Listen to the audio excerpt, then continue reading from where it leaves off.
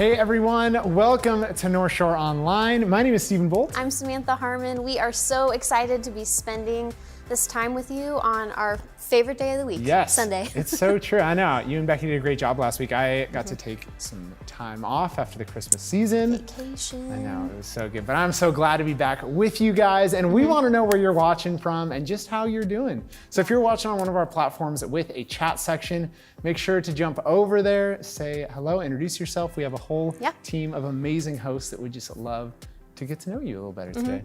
There's nothing that they love more than being able to interact with people, our online hosts. So be sure to say hi, let us know where you're watching from. But something major is happening big next things week. Breaking news. Well, not really breaking news because it was breaking news last week. It's out there now. That'd be kind of cool if we could do breaking news. Just like midweek, stop everything, big news. And have like the banner that goes across, breaking news. Yeah. What would it say, Sam? Tell us what it would say today. Breaking news. Breaking news. In-person services starting up next Sunday. Yes. January 31st. We are going to begin our in-person services again here on our Kirkland campus, 9:30 and 11 a.m. only. It's going to be a party. Yeah, and that 9:30 and 11 only are for our on-campus services. Good news though, our online church, we got you. Yeah. Stay right here for 8 a.m., 9:30 and 11 next week as well. Those in-person services will just be at 9:30 and 11, and there's tons of information on our website right now. Yes. All of our team in communications has been working so hard to be so much information coming out. There's a lot of information, a lot of questions that you might want answers to, so you can go to northshore.church/regather to find out all the information there. But we've got some things that we want to help you, for those who are coming in person, get prepared. Yeah. We're calling them the commandments. The 5 commandments. We have 5 We need commandments. some very regal music to go along with such a, and I'm gonna start us off. Sam, you put these together, so I'm going in a little bit blind here. I came up with them, but you thought of this very creatively. All right, we ready for the first commandment of coming back to church? Thou shall come to church pre-caffeinated. I'm pretty sure it's thou shalt. Okay, well, but that's okay. We spent 16 hours on the graphic design package here, so somehow my English major, not me. Yeah. Scotty was here, he would have caught that. That's true. So I apologize, but we're gonna have to apologize next week for it too. It's okay, it makes sense though. Come to church pre-caffeinated. So we aren't gonna be serving coffee, obviously for a while, for a variety of reasons. So be sure that you make your cup of coffee at home, grab your Starbucks on the way, get it down before you come in the building so that we've got caffeine in us to be able to worship and and that looks different levels of caffeine. So whatever this means to you, I invite you to explore that. Sam, you got one Our for second us? one is, I can't read it. Thou, I know, I can, this is good. You you point it read there. Thou shalt wear a mask. Yes. So I can do a lovely demonstration here, Sam. We've got 2 different mask types. My ears get a little sore after an hour, which our services are around an hour of wearing a mask. So I've got a little one that goes up behind my head so you can see it doesn't actually loop behind. Yep. Good technique. What you're looking for here is completely covering the nose and mouth. Yep. I see many, look at that, that's a good form. I see people doing kind of, what's a good style It's here? like this, under the nose, like this. This style, like some guy with this style. That's what we're going after here. Yep. Full coverage. If it goes above your eyes, too high. You want to bring it down. We want everyone to be able to walk safely. Right in the sweet spot. Yep. So that's great. Make sure you have a mask. We're going to be asking people the whole time that you are on campus wearing a mask that completely covers your nose and mouth at all times when you're on campus. So please come prepared for that. Yep. I got one, and Sam, you're going to go ahead and read this one. Thou shall greet someone you love in Safeway. Isn't this is what you wrote? No, I didn't write that down. That's a good thing to do. No, in a safe way. Isn't this is exactly, if you haven't been with Sam, if you haven't been here for a pre-service, Sam and puns go just flying. So what she wrote was, thou shalt greet in a safe way. And the way I read it was, well, we got to go to Safeway if we're going to greet. So good thing I had to explain that pun for everyone. Wow. Go ahead and explain a little bit about. That's really good. Okay. Okay, I'm still stuck on the greeting people at the store. Do you want me to take this? Go ahead. Okay, thou shalt greet in a safe way. So typically you might be used to greeting someone at a church, we got a lot of love around here. So sometimes there's hugs that happen. A lot of huggers. A lot of yeah. sometimes just, I don't know what else. Like, Grabbing someone's face. Probably not a lot of face touching, but mainly we're talking hugs, Yeah. handshakes, Yeah. a gentle touch on the shoulder. Yeah, sure. Sure. A lot of options. And we are gonna say, in order to greet someone in a safe way, in this season, it's probably good to not do those, but instead, maybe stick to an air high five. Yeah. Should we demonstrate what those are? Beautiful. The form, technique, so good. So just being aware that we love everyone that is here, but we also, part of loving them is just respecting boundaries and health, and people are at different stages. So as we're coming back, we just want to make sure we're greeting people in safe way, safe way, not in safe. That was really good. I did not know that was coming. So good. What do you got? What's the next one? What's this one? Thou shalt wear real pants. Okay, so I've had a lot of people ask me if they can wear their pajamas because like we are all used to wearing our pajamas. It's true. You know what? Come as you are, but you know, I think we would all prefer if maybe we were wearing real pants. Yeah, that is a great thing to think about. Also, we need to just talk about this ruler. Can you show the ruler? This ruler says God rules. We just found this in our church office. God rules on a ruler. Thought it was worth mentioning. Okay, last one. Last one. Whoosh. Thou shalt tell somebody. I don't think the whole phrase got on there. So, what Sam put? Go ahead and just say what the heart behind it. The heart behind it was letting people know that you're excited to be back at church. We're going to be wearing masks, so we might not be able to see if we're smiling, if we're really happy. So like maybe just like some fist bumps, some like some excited woos, you know, like you're excited to be back at church. Yeah, it is going to be so. We missed you guys a ton, and we are all very excited for those of you who are choosing to come back. And for those of you, again, that are choosing to stay online, there's a lot of people who, that is the best choice to stay online in this season and know that we are with you too, and we're going to be right back here online doing the same thing, even though we're doing in-person services as well. So we're excited for really excited. Next week, January 31st, can't wait to be back. If you're just joining us, welcome to Northshore Online. I'm Sam, this is Steven. Sorry, I said your name for you. But yeah, if you're just joining us, welcome again. We are gonna take a quick look back at last week. We've been in this awesome series called Before You Canceled 2020, and Wolfgang just had another great message from last week, so go ahead and check this out. See, friend, Jesus decided you were worth stepping down from eternity, humbling himself, entering into broken humanity, and being obedient all the way to a cross so he could have a relationship with you. And Paul says, have that same attitude, that same mindset. If he was willing to put himself out there for the sake of relationship, if he was willing to give up his rights and his preferences to have a relationship with us, and so should we. That should be our mindset too. Because you see, at every turn, Jesus is looking to others rather than just himself. That means as Christ followers, we leverage our resources, not just for ourselves, but for the benefit of others. Our lives aren't just about us. And the church always looks most like Jesus when we're giving away rather than demanding our way. And we see this in Jesus. Friends, that's what our world longs to see, that kind of humility, that kind of attitude. It's what it means to have the kind of relationships that God designed us to have, that we long to have. It's not just about me. It's not even just about me and God. It's about me and God and you. Love God and love people. Well, Wolfgang, thank you so much for an incredible message last week. And this week is actually our final message in this series, Before You Cancel 2020. Scotty has an incredible one for us. Yeah, so excited. Yeah. The team is about to get started, so let's get ready to worship God together. Again, thank you for joining us. Welcome to Northshore Online. We're so glad you're here.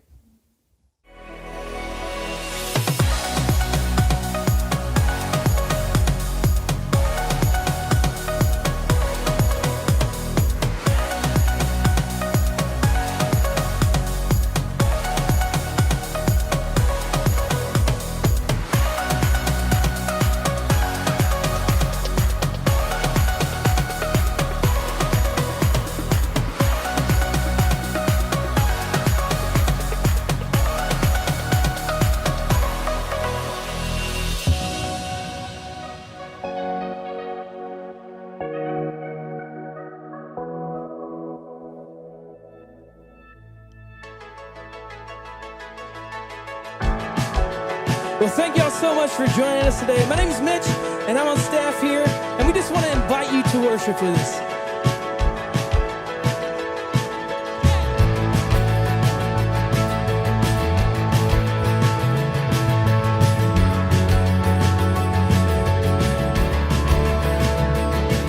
Oh, don't lose hope, oh my soul, oh my soul. Don't give up, there is hope, there is always hope. Yeah, there is peace in the storm, in the storm. No, don't forget, He is Lord of all.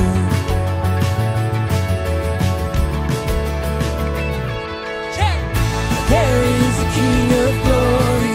There is a God who saves. One who is strong and mighty. Freedom is in His name. Open the gates of heaven. Lift up a shout of praise. There is a lion roaring. Jesus, the King of glory. So lift your eyes. Standing on, standing on. Oh, there is one, only one, where my help comes from. I say, there is a King of glory, there is a God who saves, one who is strong and mighty, freedom is in His name.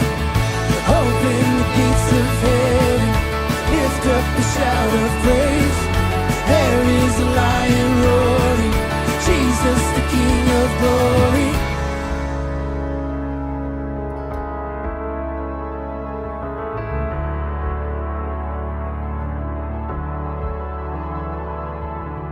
Nations bow, mountains shake at the sound of just one name. Over all, Jesus reigns. I know. Nations bow, mountains shake at the sound of just one name. Over all, Jesus reigns. I know.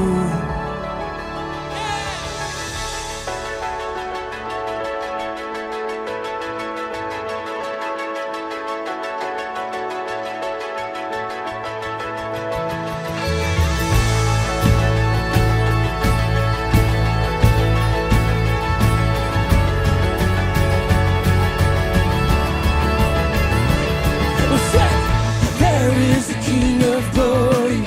There is a God who saves. One who is strong and mighty. Freedom is in His name. Open the gates of heaven. Lift up a shout of praise. There is a lion roaring. Jesus the King of glory.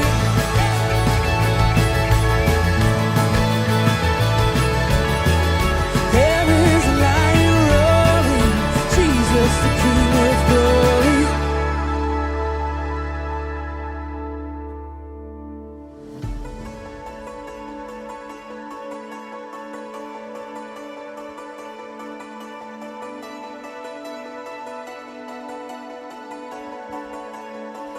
You take our lives, flawed yet beautiful, restore, refine, Lord, you're merciful. Redeem, revive, Spirit of God, breathe on your church, pour out your presence, speak through your word.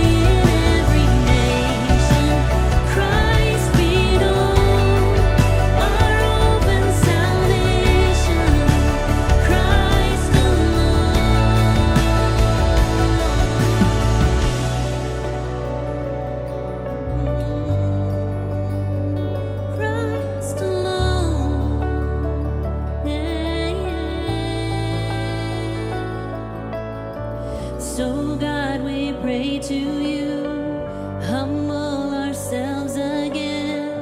Lord, would you hear our cry? Lord, will you heal our land? That every eye will see, that every heart will know, the one who took our sin, the one who died and rose. So God, we pray to you, humble ourselves again. Lord, would you hear our cry? Lord, will you heal our land? That every eye will see, that every heart will know, the one who took our sin, the one who died and rose. And when your kingdom comes, and when at last you come, we'll rise to worship you alone. Spirit of God, breathe on your church, pour out your presence, speak through your word. We pray in every nation, Christ be known. Our open salvation, Christ alone. Spirit of God, breathe on your church, pour out your presence, speak through your word. We pray in every nation, Christ be known. Our open salvation, Christ alone.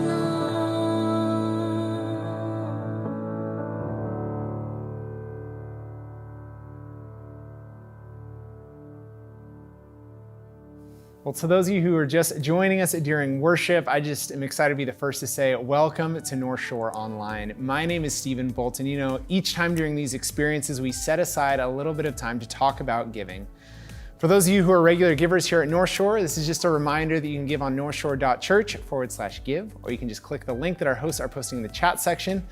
This is also a time, though, that we like to talk about the impact of your giving and what it's doing here through Northshore in the Puget Sound and around the world. Seems like every time we've told the story over the last few months, there's been a common theme that I've heard come out of them, and it's how Jesus is speaking to people through a program here at Northshore that we call Alpha. This is a program that is a really exciting thing that introduces people to who Jesus is, and they can work through some of the big questions that they have. And so today I'm excited because I wanted to introduce you to an amazing guy here at Northshore, an incredible leader, Jonathan Wolfgang, who helps that team guide that conversation, and just to tell us a little bit more about Alpha. So I know one of the really common questions that people have, just what is this and who is it for? Kind of the base questions there. Yeah. Alpha is specifically such a unique experience in our world because for most of us that are just so busy and so much is going on, we never slow down long enough to ask the big questions of life. And I think that's particularly true for people who would say they don't have a faith, who aren't sure about faith. That's exactly who Alpha is designed for. It's not so much for those of us that are Christians that maybe have questions or doubts that we kind of want to work out. It's really for people who are just exploring, is this really worth investing my life in? Do I believe any of this at all? And there just aren't a lot of places in our world where we have those conversations. Alpha's that place. And to hear people find the safe setting where they can actually be open about those doubts, express their perspective without any judgment or pushback, but to really engage in dialogue, it's been an incredible thing to be part of. That's so cool. So what does Alpha actually look like? When someone signs up and shows up, what does that look like right now? Yeah, right now everything of course is on Zoom, but that is a phenomenal experience because it's very easy to just sort of check it out without feeling the intimidation of having people sitting all around you. You can just sort of engage through your screen. And we watch one of these remarkably well done short films that raise big questions about who is Jesus, why did he die, what's the meaning of life, those kinds of things. And then there's some dialogue that's designed to just kind of lead us through the conversation. Not to give simple answers, but to have a conversation. And it's amazing. That's so cool. I love that. And so for people that are watching right now and wondering how to get signed up and what does that look like, where can you steer them towards? Couldn't be easier. We just started this week, but you can still jump in. It's on Tuesday evenings at 6:30 on Zoom. And if you register at northshore.church/alpha, You can get the information in there. We'll send you the Zoom link, and we'd be thrilled to have you as part of the experience. That's awesome. Well, it's been incredible again just to hear the stories that have been coming out of Alpha, and just the impact that Jesus is having on people's lives because of that program. So thank you and all your volunteers who facilitate that. And it's a great team. I believe that God is going to continue to do wonderful things through that. And thank you guys who are giving to make things like that possible. Well, if you've been with us over the last few weeks, we've been in a series called Before You Cancel 2020. And this week is actually the last week of that. Scotty's got an incredible message for us, so let's all jump in together. Well, hey everybody, welcome to Northshore. I am so glad you're here. And if you're joining us for the first time, I sure hope it's not the last time. But I want to start by talking about next Sunday, because next Sunday is going to be unlike any other Sunday in the history of our church. As you know, we've been together online for almost 11 months, and I would argue as difficult as it's been, we're actually a stronger church for it. Since we've been online, giving has been up, serving our community has been up, even church attendance has been up. More people have attended online in the COVID era than in any other 11-month period in our church history. But starting next weekend, we're going to face another unprecedented challenge in the history of our church. We're going to go from being a church in one location to a church in 2 locations. Next Sunday, some of you will be at church here on our physical campus, while others of you will be joining us in church online. Next Sunday, we'll have a team of people right here on campus who will be here to welcome you and greet you, while another team of people will do the same for those of you who are online. Both congregations will hear the same message, sing the same music, and have the same opportunities to connect and grow. And here's the thing, neither will be the main church, and together we'll still be one church, leveraging our physical spaces and digital environments to help us lead people into a life-changing relationship with Jesus, because that's what we do. And to help us kind of kick off this new era of ministry together, we'll be starting a new series next weekend called Restart. And not just because we're restarting in-person services, but because after this past year, I believe we could all use a little restart, personally, relationally, spiritually, and as a church family. And so we're going to be looking back at what happened at the original church in the book of the Bible called Acts. Because if you think about it, the church wasn't the start of something brand new. It was the restart of God's people based on a renewed vision, a renewed promise, and a renewed sense of hope. So whether you're with us online or here in Kirkland next week, I hope you'll be part of that. Which brings me to the conversation I want to have with you today. We've been in this series called Before You Cancel 2020, looking back at some of the key lessons from this past year. But given what's been happening in our country over the past few weeks, I want to close this series by having a little talk as a church family. You know, sometimes when there's something going on in my marriage or family, or even something happening around my marriage or family, Nina or I will pull the other aside and say, hey, we need to talk. In fact, our kids are now picking up on this. Just this past week, our daughter Nora was refusing to take a bath. And no matter how much I tried to bribe her with toys or treats, she simply refused to get in the bath. And so I changed my tone and said, Nora, if you don't get in the bath, you're going to have the longest timeout in the history of timeouts. And she instantly came running up to my arms and cuddled up against my chest and said, Daddy, in the sweetest voice, Daddy, we need to talk. And I was like, no, we don't need to talk. You need to get in the bath. Well, after the events of these past few weeks, let me just say, Northshore, we need to talk. We need to talk about how our political convictions are impacting our faith convictions. Last October, we did a series called Focus on how to follow Jesus when everything's politicized. In that series, I did my very best to make it clear that no matter who you vote for, you are welcome here. And that's still true. As long as I'm your pastor, that will always be true. But I also did my very best to make it clear that our primary job is to keep the message and mission of Jesus at the center of everything we say and do. And while elections can change the course of a country, they cannot change the course of the kingdom of God unless we let our political convictions take precedence over God's calling on our lives. And that's exactly what we're seeing happening in the church in this country right now. I mean, I've talked to pastors who've had people they've known and loved for decades leave their church, not because they strayed from the Bible, but because the church didn't explicitly support that person's political views. I talked to a pastor recently who described how a congregational meeting devolved into a shouting match over whether people should have to wear masks at church.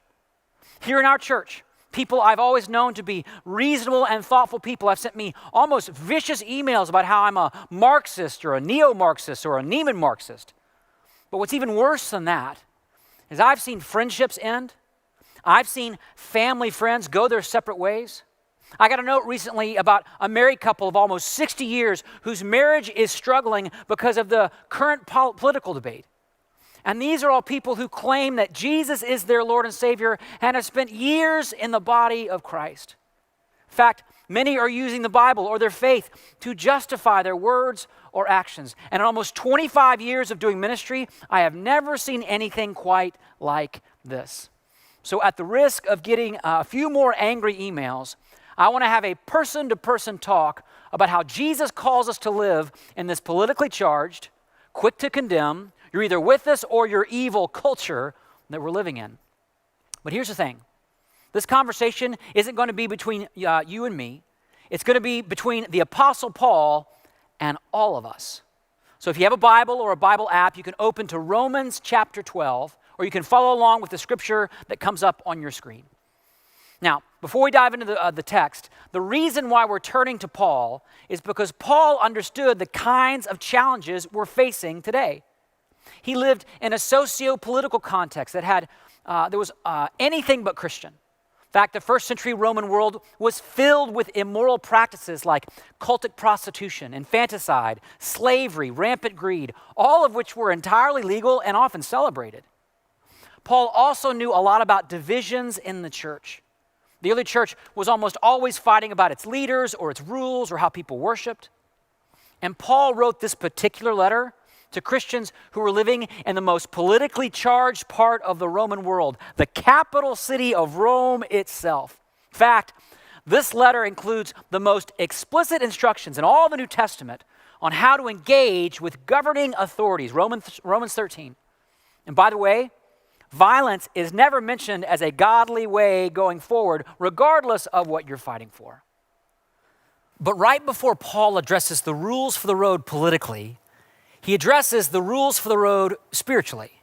In other words, regardless of who's in office or whether the laws of the land are God-honoring or God-rejecting, Paul makes it abundantly clear how Christians should be living. And he starts this way. This is Romans chapter 12, starting in verse 9. You can follow along. Paul starts with these amazing words. Love must be sincere. Pause there for just a moment. Now notice, Paul doesn't tell us that we are supposed to love. He simply assumes that we know that already, because that's the central command of the Bible. If you think about it, when Jesus was asked what the greatest commandment was, he said, love God and love your neighbor. Then before he was arrested, he told his disciples, a new command I give you, love one another. By the way, this kind of love is not like a warm and fuzzy feeling. It's the costly and sacrificial act of putting the needs of someone else above your own. And just imagine for a moment just the difference this one value would make in today's political climate. I mean, imagine if every time someone expressed a political view, they started with the words, I just want you to know that I love you, I really do. Imagine if our leaders spent less time blaming each other's beliefs and more time investing in each other's lives. Imagine if we talked to our adversaries the way we talk to our children. I mean, my daughter has all sorts of misguided views about the world. She thinks ice cream is dinner and bedtime is playtime and mommy and daddy exist for the sole purpose of fulfilling her every desire. I mean, her views are not the right ones, except for maybe the ice cream part. But that doesn't mean she's any less worthy of love. And by the way, your views are not always the right ones either, but that doesn't mean that you're any less worthy of love. And the same is true for people you disagree with. But because Paul is so familiar with human nature, he doesn't just call us to love, he tells us how to love. He says, love must be what? Sincere, which in the original language means without having to pretend or fake it. Some of you may know this story, but a pastor was once talking about love in a church and cited this study that said that people who experience 10 loving expressions of touch every day live longer than people who don't. And he looked out in the crowd, and there was a husband who turned to his wife and went, 1, 2, 3, 4, 5. And okay, that's not sincere love. That's faking it. And here's the thing. We do that too. I mean, sure, we play nice and we can be polite, but then behind closed doors, we gossip, we put down, we blame. Someone once forwarded me a story about a group of kids who were asked, what does love really mean? And one of the kids answered, when someone loves you, the way they say your name is different. You just know that your name is safe in their mouth. Isn't that a great definition of sincere love? Your name is safe in their mouth, and their name is safe in your mouth.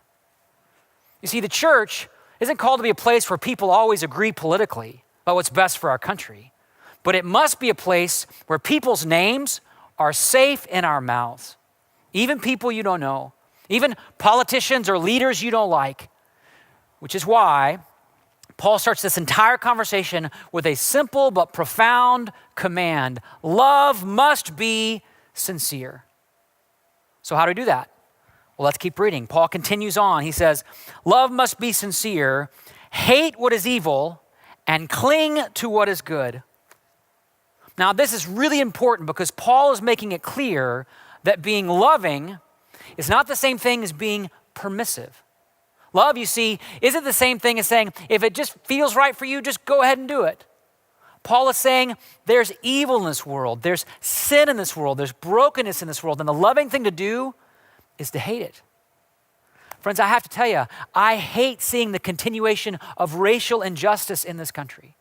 I hate seeing the proliferation of addiction in this country. I hate seeing abortion on demand in this country. I hate seeing increases in the suicide rate, the divorce rate, the poverty rate. I hate seeing the devastation that's being done to the earth that God made for us. You see, to love well, we must hate what is evil and not be silent about it. And I know that part of what drives so much of the political energy, the passion in the church today is this desire to hate what is evil and cling to what is good. And that's a really good thing. But let's also be really clear. There is no place in the Christian life for hating other people. Paul says, hate what is evil, not who is evil. But you might be asking, well, what if they don't believe what we believe? Well, neither did the Romans. But what if they're hostile to Christian faith and our values? Well, so were the Romans. And yet Paul never once said, gosh, I really hate those Romans. Can you believe what they want to do with this empire? Instead, he said, look back at verse 10 in Romans 12. He said these words, be devoted to one another in love. Honor one another above yourselves. Never be lacking in zeal, but keep your spiritual fervor serving the Lord. Be joyful in hope, patient in affliction, and faithful in prayer. I mean, just imagine if in the chaos of 2020, followers of Jesus had committed to living like that, so that people would have been able to say, they have different political views, but wow, they are joyful in hope. They've struggled in this pandemic too, but wow, they are patient in affliction.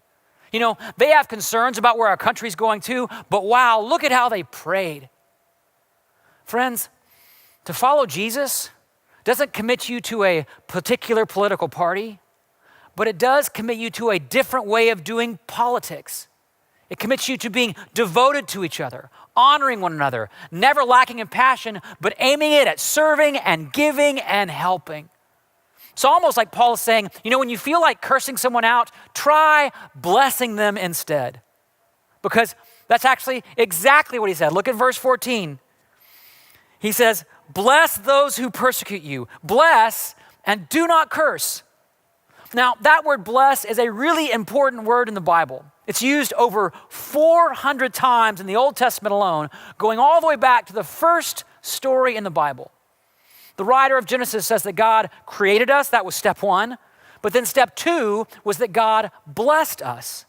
In other words, God made you so he could bless you, so he could show goodness to you, so he could be generous with you. A blessing, you see, is just grace in action. And God is always, always, always blessing. He blesses his creation. He blesses human beings. He even blesses that seventh day when he rested from his work, as if to say, let's stop and enjoy all this blessing. But here's the deal. God's blessing isn't designed to stop with you. It's designed to flow through you to others. I mean, think about it. When God came to Abraham, he said, I will make you into a great nation and I will bless you. Then he said, I will make your name great and you will be a what? A blessing. And all peoples on earth will be blessed through you. You see, we are made not just to be the blessee, but to be the blesser. Because that's how people will see God in us. Not by being right, but by being a blessing. That's the only way you can open a heart to God. You know, one of my favorite pictures of this is found in a book that became a classic musical called Les Miserables. In fact, it's a story about justice and politics and protest, but at its core, it's all about the power of blessing. The story, as you know, begins with a man named Jean Valjean, who'd been in prison for 19 years for stealing bread to feed his family. And when he was finally released, he was taken in by a church bishop, but his heart was still filled with anger and bitterness over how he'd been treated, and rightly so. So one night, he decided to steal the bishop's silverware, but once again, he got caught. But when they brought him back to the bishop, something happened that would forever change his life. The bishop actually pretended that the silverware had been a gift, and then he handed him some more as if he had forgotten to take it with him. See, the bishop could have rightly cursed or condemned him, but instead, he blessed him. And it was that blessing that set Valjean free, not just from the police, but from his own anger and his hate. And if you remember the musical, he sang this powerful song about how a new story in his life must begin. And if we were together in person, I would sing it for you now, but unfortunately, that doesn't start till next week, so sorry about that. But that's the power of a blessing. That's the power of grace in action. And that's what the life of Jesus is all about. You see, when we were caught in our sin, God could have rightly condemned us, but instead, he paid the price for us on the cross. Why? To bless us. Because God is always, always, always blessing. And that blessing can set you free from the anger and hate in your heart as well. But here's the catch. We have to be willing to do the same for others. Regardless of what they may deserve, we have to be not just the blessees, but the blessers. Which sounds good on paper until you're confronted with someone that's really hard to love, right? Someone that stands for what you stand against. Or someone that crosses a line that you believe shouldn't be crossed. I mean, if someone hurts me, I don't want to bless them. I want to hurt them back. An eye for an eye, right? Some time ago, I heard this story about a mom with two boys, a 5-year-old and a 1-year-old. And one day she heard the older one crying in another room and said, so she cried out, what's going on in there? And he said, the baby pulled my hair and it really hurt. And so she said, honey, I know it hurt. But you have to understand, he's just a baby. He doesn't know that pulling your hair hurts. Well, a few seconds later, she heard the baby scream. And then she said, what's going on in there now? And the older son said, now he knows. You see, we're wired to repay evil with evil. You hurt me, I'll hurt you. You cross me, I'll cross you. And in a way, what we're seeing on the national stage in this country is just a large-scale version of that. Which is why Paul goes on to say, and I want you to let these words just soak into your heart in this moment. He says, do not repay anyone evil for evil, but be careful to do what is right in the eyes of everyone. If it is possible, as far as it depends on you, live at peace with everyone. So do not take revenge, my dear friends, but leave room for God's wrath. For it is written, it is mine to avenge, I will repay, says the Lord. Then he quotes a proverb. He says, on the contrary, if your enemy is hungry, feed him. If he is thirsty, give him something to drink.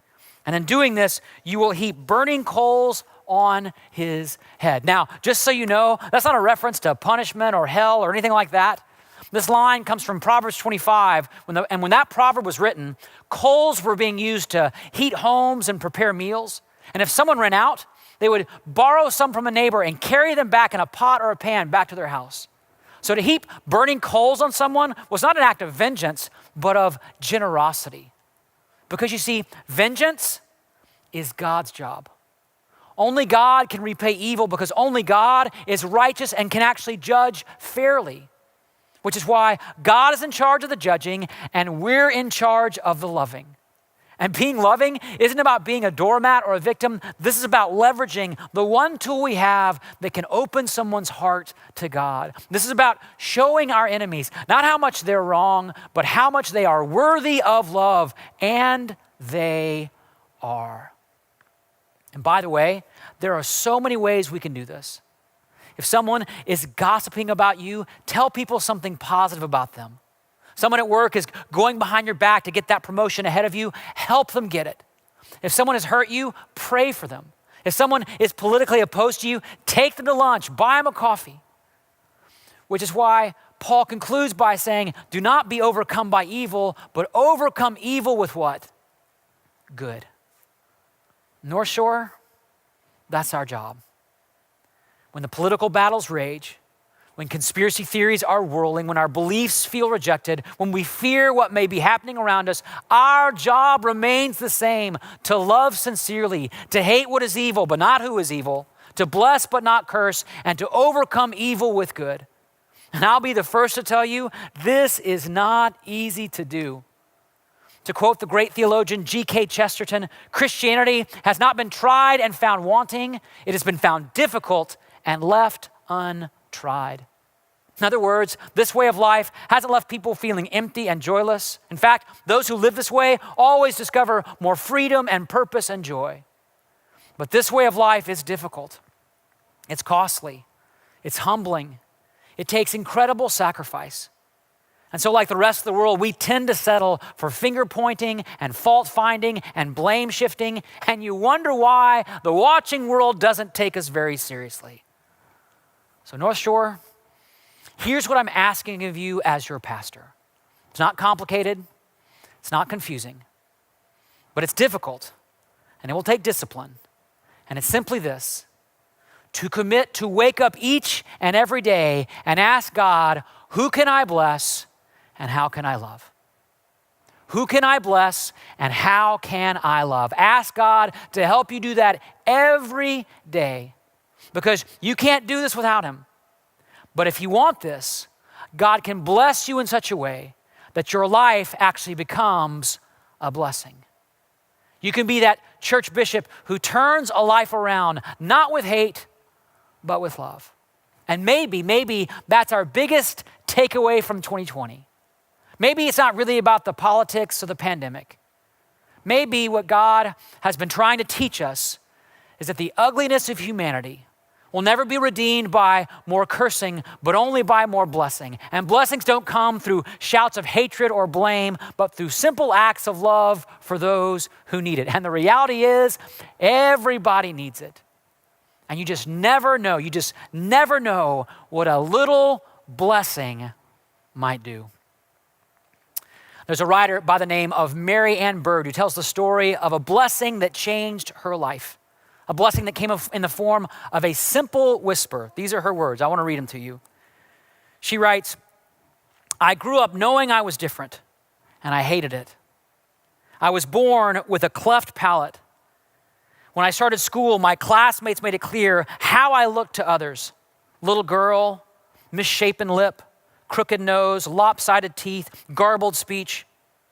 When schoolmates asked, what happened to your lip? I'd tell them I'd fallen and cut it on a piece of glass. Somehow, it seemed more acceptable to have suffered an accident than to have been born different. I was convinced nobody outside my family could love me. But then there was a teacher in the second grade that we all adored, Mrs. Leonard. Annually, we had a hearing test. Mrs. Leonard gave the test to everybody in the class, and finally it was my turn. I knew from past years as we stood against the door and covered one ear, the teacher sitting at her desk would whisper and we'd have to repeat it back. Something like, the sky is blue, or do you have new shoes? Well, I waited there for the words. And God must have put in her mouth those 7 words that changed my life. Mrs. Leonard said in a whisper, I wish you were my little girl. You see, to a world made ugly by sin and hate, God is still whispering through the person of Jesus, I wish you were my little girl, and I wish you were my little boy. And all that flows from the cross. All that flows from the moment when God could have repaid evil with evil, but instead he chose love. Instead, he chose blessing. Instead, he chose to overcome evil with good. So how else will our world know that the same God is ready to whisper those same words to any ear that would hear it, unless we go out and live the same way? Unless the blessees are willing to become the blessers. And so that's what we're going to do. That's what being together for is all about. And next week, we are going to restart together. But before this service ends, we're going to sing one more song called The Blessing. It's a song that was first released last year on March 1st, which was the last Sunday before our church moved online. And it's become kind of an anthem for the church in America through this season. The lyrics actually come from the words that God gave Moses when he said, this is how I want you to bless the Israelites. So I want to close with those same words as a blessing over your life, because we can't give what we don't have, right? So wherever you are, whatever's going on, I want to invite you to be in a posture of just receiving right now. Right now, you get to be the blessee, okay? Are you ready? Scripture says, the Lord bless you and keep you. The Lord make his face shine on you and be gracious to you. The Lord turn his face towards you and give you peace. This is God's blessing for you. And now, we're going to sing those same words together. But as we do, I want to invite you to take a different posture. We're not going to sing these words for ourselves, but instead for our neighbors and our neighborhoods and our schools and our city and our nation and even our enemies. This time, you're not the blessee. You're going to sing as the blesser. So let's make this blessing, this song, our prayer for this world, and let's mean it. Are you ready? Here we go.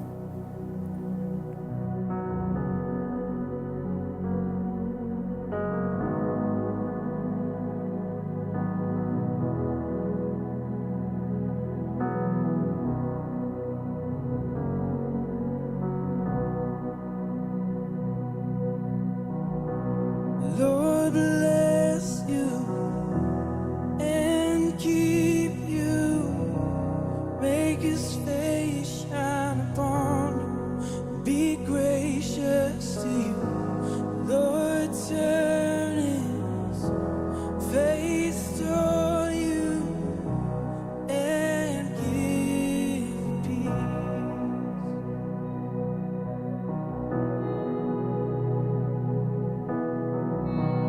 Lord bless you and keep you. Make his face shine upon you. Be gracious to you. Lord turn his face toward you and give you peace.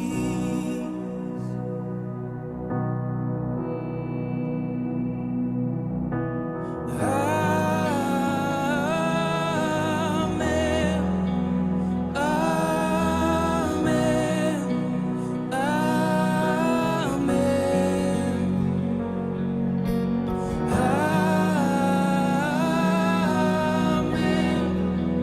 Amen. Amen. Lord bless you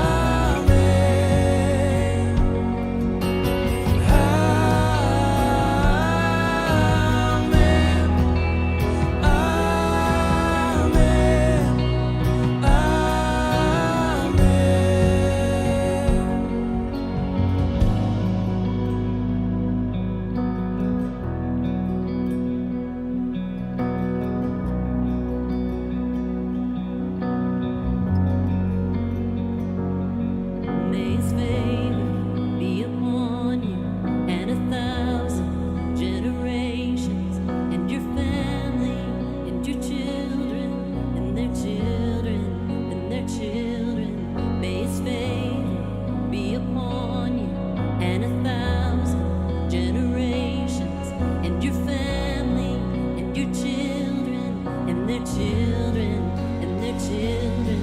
May His favor be upon you and 1,000 generations, and your family and your children and their children and their children. May His favor be upon you and 1,000 generations, and your family and your children and their children and their children. May His presence go before you and behind you and beside you, all around you and within you. He is with you, He is with you in the morning, in the evening, and you're coming and you're going, and you're weeping and rejoicing. He is for you, He is for you, He is for you, He is for you, He is for you, He is for you, He is for you, He is for you.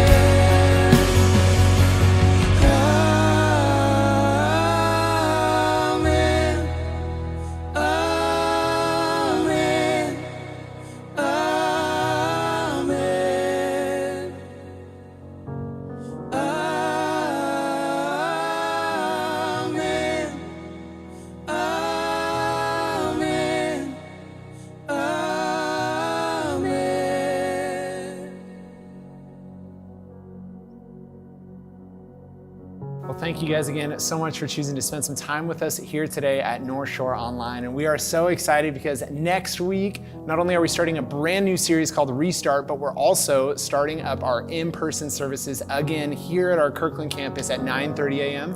and 11 a.m. Yep, and you can find all the information for that, get your questions answered at northshore.church/regather. But again, thank you for joining us. We can't wait to see you back next week, right here, same place, same time at Northshore Online. See you then.